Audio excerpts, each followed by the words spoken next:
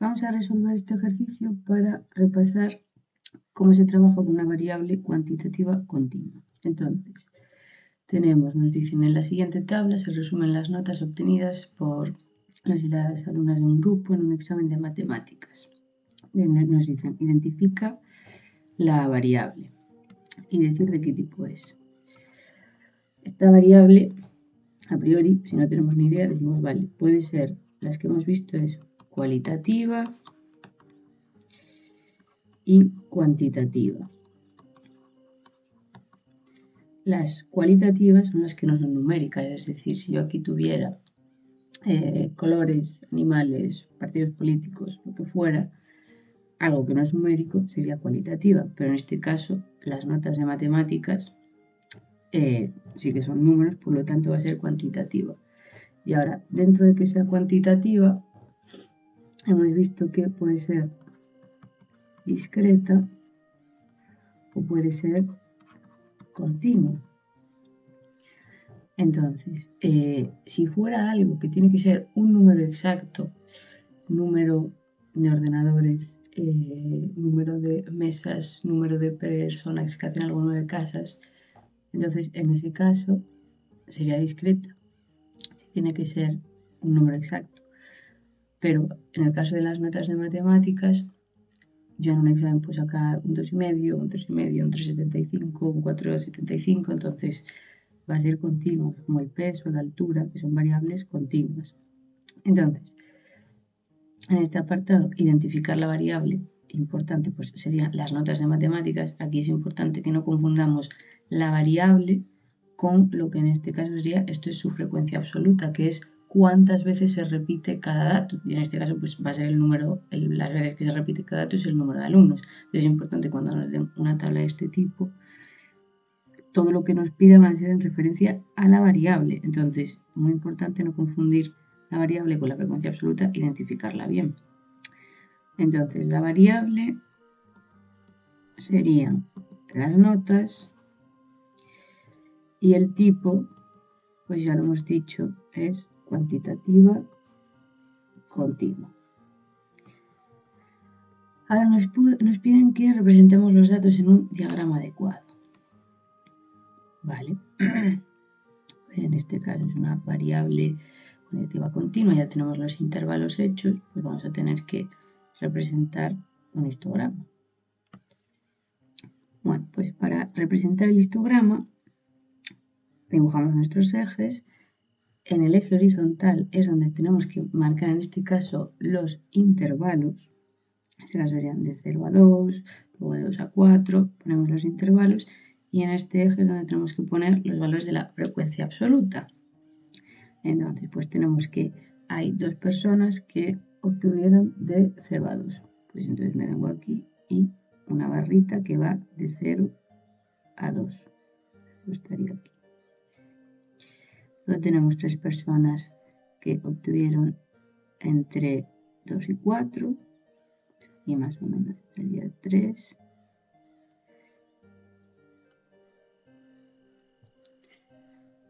Once personas que sacaron entre 4 y 6. Venimos por aquí más o menos.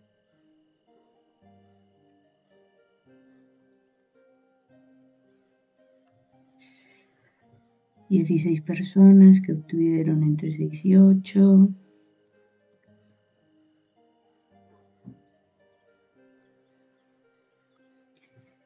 Y 8 personas obtuvieron entre 6 y 10. Y con esto ya tendríamos nuestro histograma. Si queremos hacerlo más completo todavía, ya para que esté perfecto, pues pondríamos aquí que estos son las notas de matemáticas. Y aquí indicaríamos que esto es el número de personas. Vale. Y ahora vamos a calcular, nos piden los porcentajes. El porcentaje de personas que sacaron más de un 6 y más de un 8. Vale. Aquí podemos calcularlo directamente o podemos hacerlo con la tabla de frecuencias. Entonces, si lo quiero hacer directamente, Personas que sacaron más de un 6.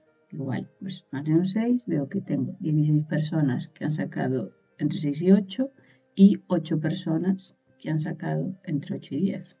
Entonces tengo 24 personas en total que han sacado más de un 6.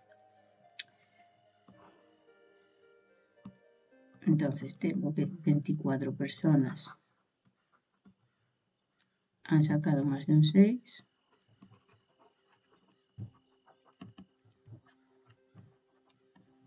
Pero a mí lo que me están pidiendo es un porcentaje. Entonces quiero saber qué porcentaje de personas representa este 24 del número total de personas.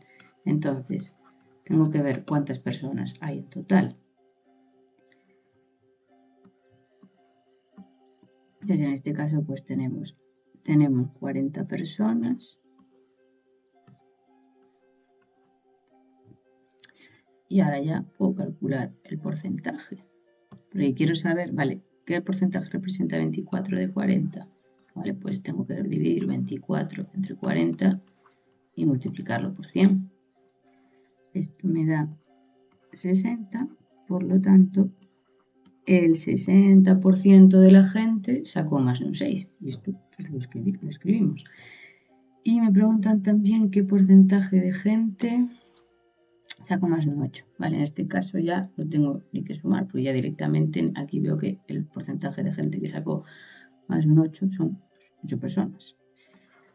Venimos aquí y digo, vale, ¿qué porcentaje representa 8 de 40, que es el 100% de la clase? Y vemos que es un 20%. Pues el 20% de la clase sacó más de un 8. La otra forma, uno también podría haber dicho, me están pidiendo porcentajes. Entonces, si me están pidiendo porcentajes, pues, o sea, si nos pidieran todos los porcentajes, realmente tendría sentido hacer esto, porque si no, calcular todos los porcentajes, o sea, la frecuencia relativa, evidentemente nos va a dar los porcentajes de cada cosa, pero si no nos están pidiendo todos, pues tampoco, ponerse a calcular todos tampoco tiene mucho sentido. Tendríamos aquí estos los intervalos, de 0 a 2, de 2 a 4, de 4 a 6.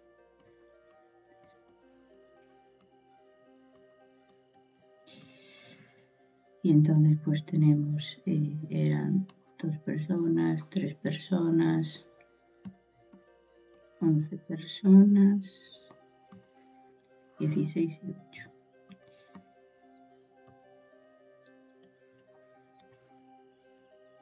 Entonces aquí pondríamos el total, 40. Y aquí pues fijaos que realmente cuando calculamos la relativa estamos haciendo esta cuenta, estamos diciendo, vale, pues la frecuencia absoluta entre el total, que sería 40, y luego si lo queremos expresar en porcentaje es cuando multiplicamos por 100. Entonces, claro, queremos 2, 40, y luego si lo queremos en porcentaje, pues por 100, 3 entre 40, 11 entre 40, y entonces estamos sacando los porcentajes. Pero si en este apartado solo me piden el porcentaje, con poner esta cuenta y no calcularlas todas, pues ya estaría correcto. Pues a veces hay que fijarse en lo que nos están pidiendo para no hacer trabajo de más. Luego nos dicen calcula la nota media y justifica si dicha media es representativa. Y ahora aquí sí que vamos a hacer la tabla. Bueno, para calcular la media y justificar si es representativa, ahora sí que nos va a hacer falta la tabla. Entonces, fijaos, aquí he puesto los intervalos y la frecuencia absoluta.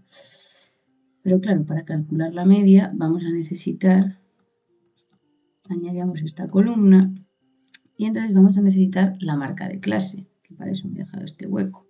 Entonces, aquí vamos a poner la marca de clase, que recordemos que es como yo como voy a necesitar multiplicar, claro, cada número, cuando es discreta, yo cada numerito de la variable lo multiplico por su frecuencia absoluta y luego lo sumo todo, porque de esa forma, fijaos que lo que estoy haciendo es sumar, si yo tuviera que hacer la media de estos 6 números, lo que haríamos es sumarlos todos y dividirlo entre 6. Entonces, cuando los sumo todos, lo que estoy haciendo en este caso es como si dijera 5 por 2, más 4 por 2, más 1 por 2, que es lo mismo que decir, cada número lo multiplico por su frecuencia absoluta. Entonces, si la variable fuera, los valores fueran 1, 4 y 5, su frecuencia absoluta sería 2, 2 y 2. Entonces, cuando hago esta columna, lo que estoy haciendo sería pues 1 por 2 más 4 por 2 más 5 por 2. Y aquí al final lo sumo todo y lo divido entre 6. Entonces, estamos calculando la media como siempre, solo que estamos haciendo esta columna para hacerlo un poco más mecánico y que sea más cómodo luego hacer toda la cuenta, que es un poco larga. Entonces, en este caso, claro, yo digo, ¿qué número es el que multiplico por su frecuencia absoluta? Si yo lo que tengo es un intervalo. Entonces, por eso necesitamos la marca de clase, que va a ser, cada marca de clase es un número que representa a ese intervalo. Entonces, en este caso, dos personas sacaron entre 0 y 2, ¿con qué número me quedo? Con el punto medio de ese intervalo. Entonces, la marca de clase, acordaos que es la media entre los extremos del intervalo. Siempre va a ser el extremo menor más el extremo mayor entre 2. 0 más 2 entre 2, su marca de clase es 1. Luego 2 más 4 entre 2, su marca de clase es 3. 4 más 6 entre 2, su marca de clase es 5. Y seguimos. Vale. Y ahora sí, ya puedo rellenar esta columna. Entonces tengo 1 por 2, 3 por 3.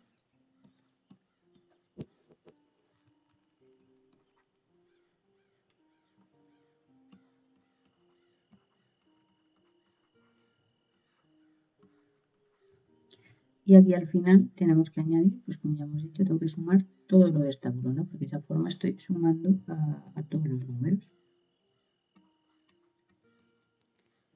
Y ahora ya puedo calcular la media.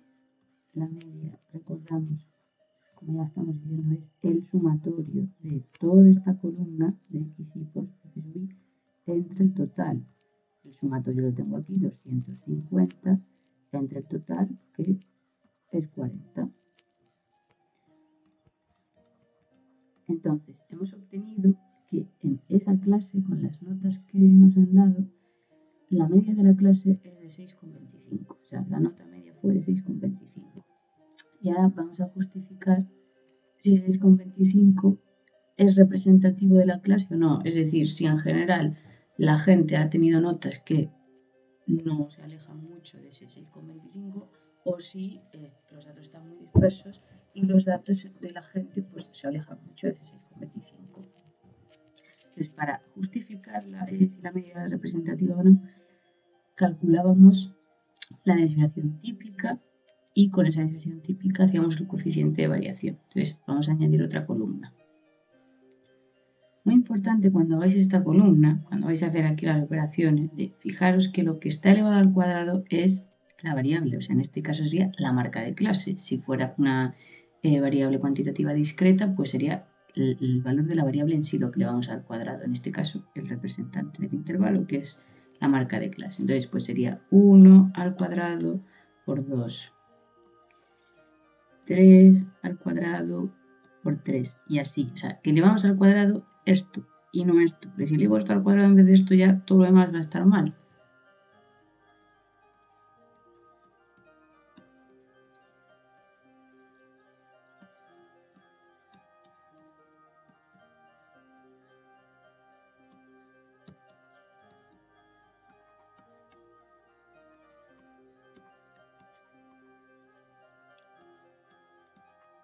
Y ahora aquí sumamos todo esto que hemos obtenido.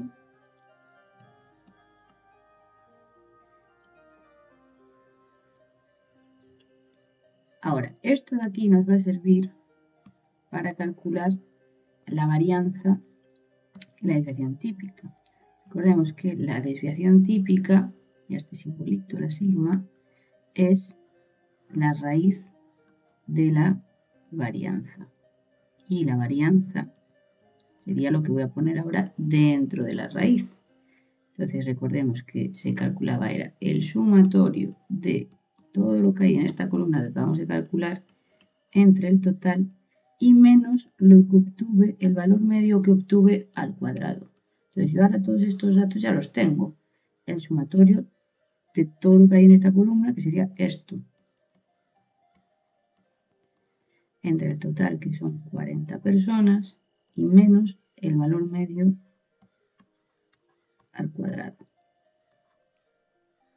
Y esto nos da 2,083. Vale, 2,083. Vale. Este numerito, recordemos que es, yo tengo valores, el significado de esto es, yo tengo valores entre el 0 y el 10. Cada persona ha sacado una nota, todas las personas entre el 0 y 10. Y yo el valor medio que obtuve era 6,25.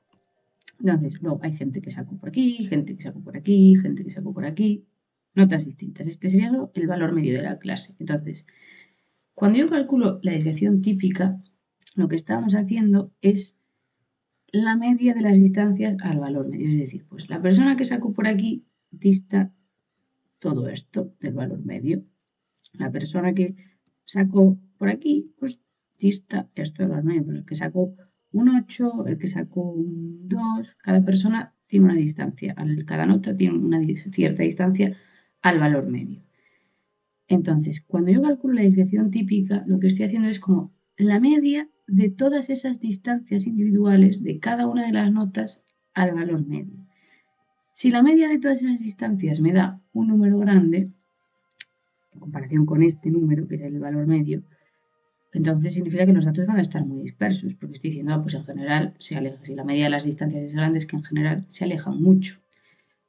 Pero si la media de las distancias es pequeña, es decir, pues tengo muchos valores que están por aquí, por aquí, por aquí, y poquitos que están lejos del valor medio, la media de las distancias me va a dar un valor más pequeño siempre en comparación con lo que es el valor medio. Y entonces eso significa que si están cerquita del valor medio en general, pues los datos están un poco dispersos. Entonces la media va a ser más representativa, o sea, representa mejor el conjunto de esas personas que han sacado esas notas. Entonces, una vez que teníamos la desviación típica, para saber si esto era grande o era pequeño, lo teníamos que comparar con ese valor medio. Entonces, esa comparativa de ver si es grande o es pequeño lo hacíamos a través del coeficiente de variación. Porque fijaos que cuando hacemos el coeficiente de variación, lo que estamos haciendo es dividimos la desviación típica entre el valor medio. En este caso, pues 2,083 entre 6,25. Claro, si este número es grande en comparación con este, aquí me va a dar más alto, pero si esto es pequeñito en comparación con este, esto me va a dar más pequeñito. Entonces, por eso el coeficiente de variación de por sí ya me está informando de si la media es o no representativa, porque estoy ya comparando esa desviación típica con la media. Si yo solo miro esto, así solo no me da la información porque digo, vale, ¿es grande o es pequeño? Pues depende de con qué número lo compare. Vale, esto nos dio 0,33. Esto lo podemos expresar en porcentaje. Otra cosa importante, no confundir esto que obtengo cuando divido ya con el porcentaje, porque ahora mismo este número no está expresado en porcentaje. Tengo que multiplicarlo por 100 para expresarlo en porcentaje. Entonces, si multiplico por 100, pues tenemos un coeficiente de variación del 33%. Podéis calcularlo directamente, también podéis decir, vale, pues CV en porcentaje va a ser esto partido 6,25 y por 100. Si hacéis esto directamente también me vale. Y entonces ya este número que obtengo, entonces sí ya estaría en porcentaje directamente. El caso nos ha dado de un 33%. Habíamos quedado en que en general vamos a considerar que cuando el coeficiente de variación esté por encima del 30%, pues ya vamos a considerar que los datos están muy dispersos y que entonces ya la media no es representativa, pero que cuando esté por debajo del 30% vamos a considerar que sí es representativa la media. Entonces, en este caso nos ha dado ligeramente por encima del 30%, pues diremos, vale, pues la media es poco representativa porque nos dio por encima del 33% el coeficiente de variación.